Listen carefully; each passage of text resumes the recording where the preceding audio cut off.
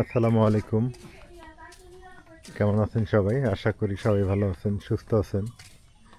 আলহামদুলিল্লাহ সুস্থ হয়ে গেছি। একটু অসুস্থ ছিলাম গতকালকে, রাইয়ানও সুস্থ হয়েছে।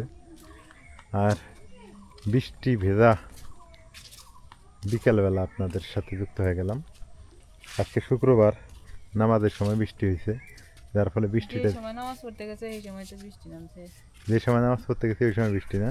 আমি আর ওই যে ছাতি নিয়ে আজকে যাওয়ালে কোনো আসবার পাবো না না পাবো এটা ভাবছিলাম। যে বৃষ্টি শুরু হয়েছিল আমিও মনে মনে ওটাই করছিলাম, মনে মনে ভাবছিলাম যে মনে করো যে আমাকে যদি কেউ ছাতি নিয়ে এসে আগায় নিয়ে যাইতো।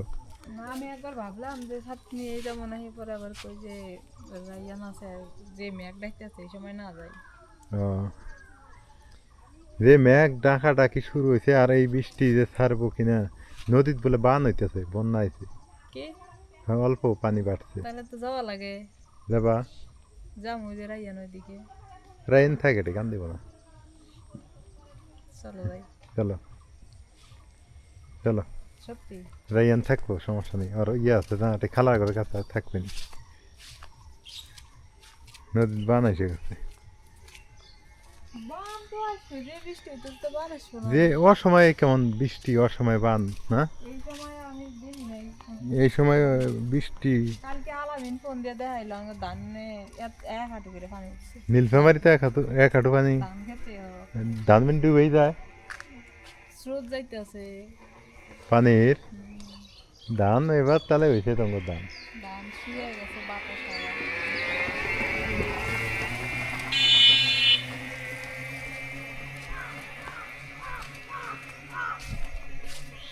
এবার কৃষকের খুব কষ্ট হবো।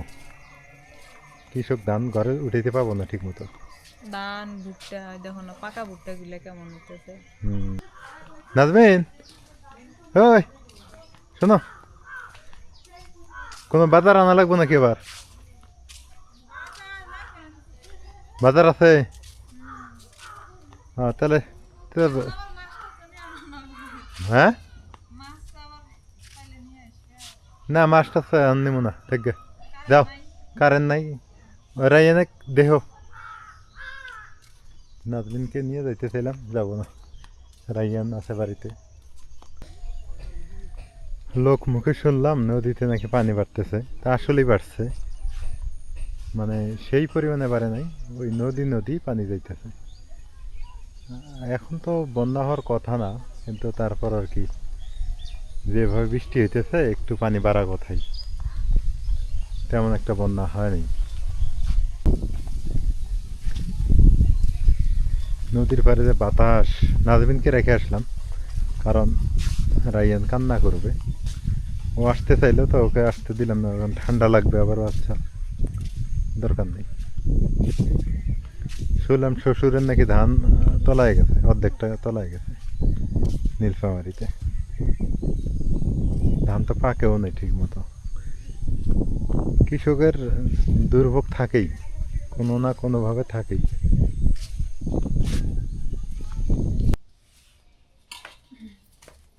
কাঁচা আমের সিজন যাইতেছে এই সময়। কাঁচা আম আম কাসুন্দি না খেলে কি হয়।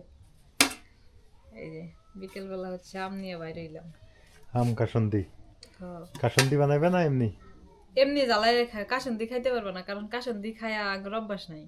হ্যাঁ, নষ্ট হইব এমনি। এমনি জ্বালা দিবে। কাসুন্দি করলে নষ্ট করবে, আর এমনি যদি শুকনো মরিচ ভাইজা গুঁড়া করে মাখায় দিই, ঝাল টাল বেশি করে দিয়া, তাহলে খাইতে পারবে চিনি দিয়া। এগুলো কেনা আম না? হ্যাঁ।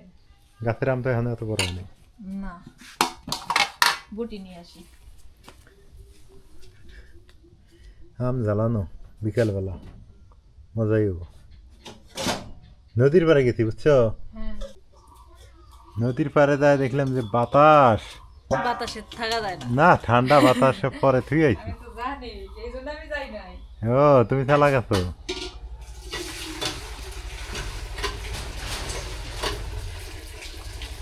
খুব বাতাস, পরে মন থেকে থুই আসছি, এসে বললাম। আমি জানি যে ওই জায়গায় খুব বাতাস, যাওয়া যাবে না এই সময়, কারণ বৃষ্টি হয়েছে। হুম। এই বাতাসে গেলে তো সমস্যা। আয়ো। আমি আসতেছি রাইয়ান আমাকে দেখে নেই, দেখলে তো কান্নাকাটি শুরু করতো। ও সবগুলোই জ্বালাইবে, জ্বালাও, ওই বাচ্চাগুলো আছে সবাইকে দিয়ে দাও। নষ্ট হয়ে যাবো এমনি দিলে। সবাইকে বাচ্চা কাচ্চাগুলো আছে কাইটা খাইলে তাও হয়ে যাবো। কাজে লাগবে। এটা আনাতে তো লাভ হয়েছে তাহলে, সেদিন তুমি নিছো না? আমি তো নিছি এটা, হ্যাঁ, লাগেই মানুষের বাড়ি কত যাই। তা তো ঠিকই। হাই রে, আমের কথা মনে পড়ে, ছোটবেলা কত আম কুড়াইছি, মানুষের গাছের আমি কুড়া তাল পাই নেই, খায়া তাল পাই না। আর এখন এত গাছ, বাড়ির পিছনে আমের বাগান, যাইতে শরম করে, এই যে সামনে আমের গাছ, হ্যাঁ তাও আম খাইতে পাই না, খাইতে পারি না বলতে কিনে খাওয়া লাগে। কিনা খাওয়া লাগে মানুষের জায়গায় আর যাইতে। আগে এমনি দিছে, মানুষ এমনি দিছে। এখন নিজে নিজে বুঝি না, যাইতে লজ্জা করে নিজে কাছে। হুম, আর না এখন মানুষের মন মানুষ তো নষ্ট হয়ে গেছে, আগের কালে মানুষ ভালো ছিল। আগের মানুষ তুমি যে কোনো জিনিস অভাবে পড়লে চাইলেই দিছে বা দেখলেই দিছে। আর এখনের মানুষ আছে না, খুব কৃপণ, মানে অর্থ সম্পদ নিয়ে দেবো খবর। হ্যাঁ, এখনের মানুষ দেহ তো এখন প্রতি বাড়ি বাড়ি আমের গাছ, ছোট ছোট আমের গাছ হোক, আম তো ধরে প্রচুর। তারপরে দেখবে দেখা যদি কও, হ্যাঁ তো কি আঙ্গুরি নাই। আঙ্গেরি নাতি গুতি মেলা, হুম, খাওয়াইয়া মেলা। এটা সত্যি কথা, যে আঙ্গুরের গাছে আম ধরছে এবার। এটা সত্যি কথা, এখন বাড়ি বাড়ি সবার বাড়িতে লোকজন অনেক, কাক থিয়া কাক দেয়, কাক না থিয়া কাক না দেয়। তাও ঠিক। আর আঙ্গবাদ যত বিড়েলে আড্ডারে দেহ, অগবারে উতি উতির বাচ্চা, সোনা মনা কনা সবাই আছে। আমরা যে জায়গায় যাই ওই জায়গায় বিড়াল। এই যে এরা দুইজন আছে, ঠান্ডা লাগছে বিড়ালগুলো।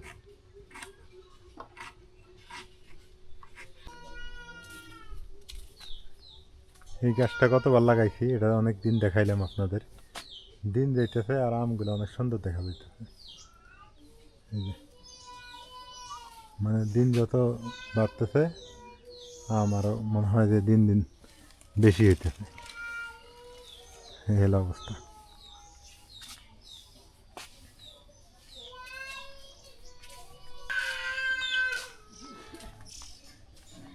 বৃষ্টিতে কৃষকের একেবারে খড় টর সব ভিজে কি অবস্থা।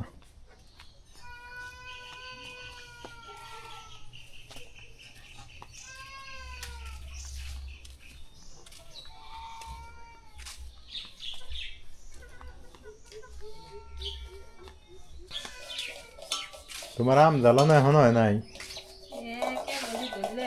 কেবল ধরলা? এ রাত পোয়াইব এমনি লাইট কতগুলো, আবার কুচি কুচি করলেই তো কাম শেষ না? খালি মরিচ পুড়ে নেই যে কত সুন্দর হইতেছে, খালি মরিচ পুড়ে নেই ভর্তা করবো। আমার আবার এই যে টক টুক এগুলা পছন্দ না। খাওয়া লাগে, বছরের ফল খাওয়া লাগে। মিষ্টি খাওয়া দেবো, টক কেমনে খায়? টক নেই খাওয়া লাগে, অভ্যাস নাই তো ওই জন্য পাও না খেলে। অভ্যাস বলতে খাই নেই, ছোটবেলা থেকে এগুলা খাওয়া, এগুলার প্রতি আমার রুচি নেই।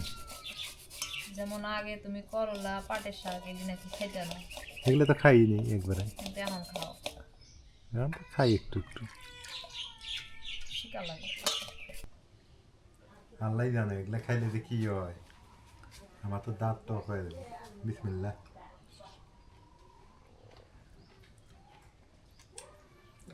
ওরে বাবা, যে টক,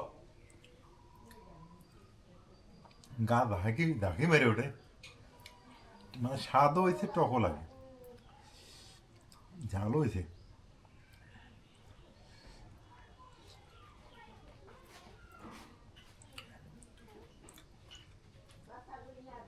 গেলা ধারাও পাই না, সাবান দেবো না। এলে তোমরা খাও কেমনে মেয়ে মানুষগুলা? অভ্যাস, তুমি যে খাও না, খায় দেখো মজা আছে, কি মজা, সেই স্বাদ পাবে, মুখে স্বাদ বাড়বো। মুখের স্বাদ পারবো? হুম, তাই আমি টক খাওয়ার অভ্যস্ত না, সত্যি কথা। টক নাই তো মিষ্টি। এটা বলে মিষ্টি।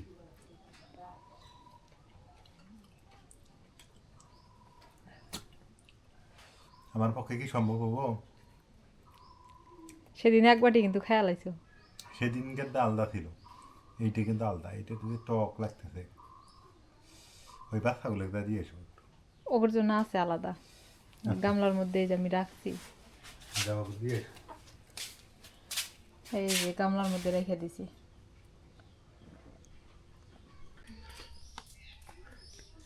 সবাই খাইলো? হ্যাঁ,